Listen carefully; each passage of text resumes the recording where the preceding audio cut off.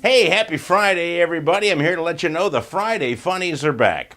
Last week there weren't any because I opted for a last-minute, spur-of-the-moment motorcycle trip, and I wound up in the north woods of Wisconsin. The full exploits of that trip will be coming up in next week's blog, so make sure you read that.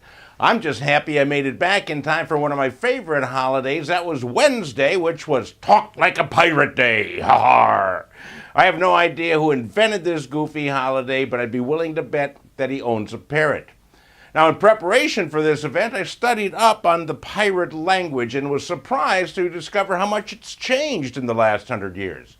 For instance, booty used to refer to a treasure or jewels. Now it's a Kardashian backside. And "Thar she blows" was a pirate reference to a whale sighting. But if you Google that today, do not be surprised if you get a picture of Stormy Daniels.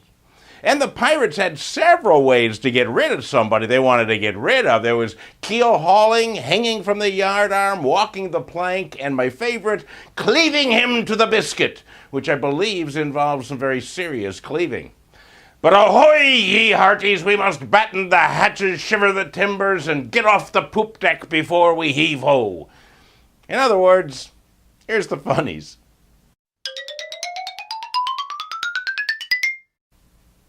Michael Dwayne Johnson was arrested this week at a grocery store in Manassas, Virginia, for what I consider to be a very heinous crime. Johnson walked into the giant food store, went to the produce section, picked some up, then pulled his pants down and rubbed the produce on his bare rear end. Worst of all, then he took it and put it back. Yuck-o-rama. Now, had he done this with a rump roast or even a butt of ham, I could almost understand, but to do this to an innocent vegetable is just unacceptable. And what kind of produce was affected? Could it be washed off with kerosene or did it have to be destroyed? Either way, if you go to the giant food store in Manassas, Virginia in the near future, I think you should stick to purchasing canned goods for at least a week or two.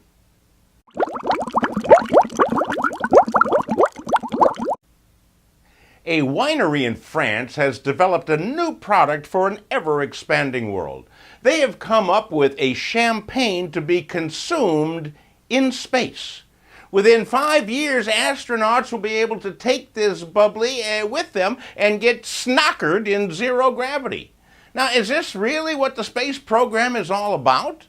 Maybe the French space program, but the cool thing about the outer space champagne is that when it's dispensed, it just floats in the air in the zero gravity, and you scoop it out of the air with your glass. And this gets more difficult to do after a glass or two. Where is it?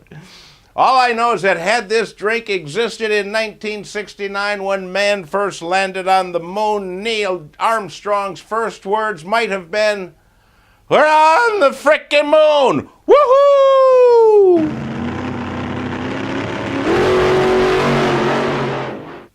As a baby boomer, I stand up for my fellow elders when people blame us for things like, global warming and Donald Trump.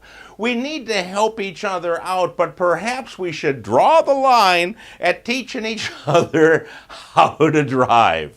In Montgomery Village, Maryland, male and female baby boomers were learning to drive. One was the teacher, one was the student. They didn't say which one was which. All I know is that the teacher must have said something like, "Slow down at the stop sign." But the driver heard, "Step on it and go through that fence." And once through the fence, the car landed in the public swimming pool, which fortunately was closed at the time. The man and the lady got out of the car. They're sitting by the edge of the pool. When the cops came, the car driving lesson was canceled, and also the car would not start, I believe because it was flooded. Hey, that's all for this week, my friends. Thanks for watching the Funnies. Please pass them along to others, and watch for my blog next week, and I'll see you back here for sure next Friday.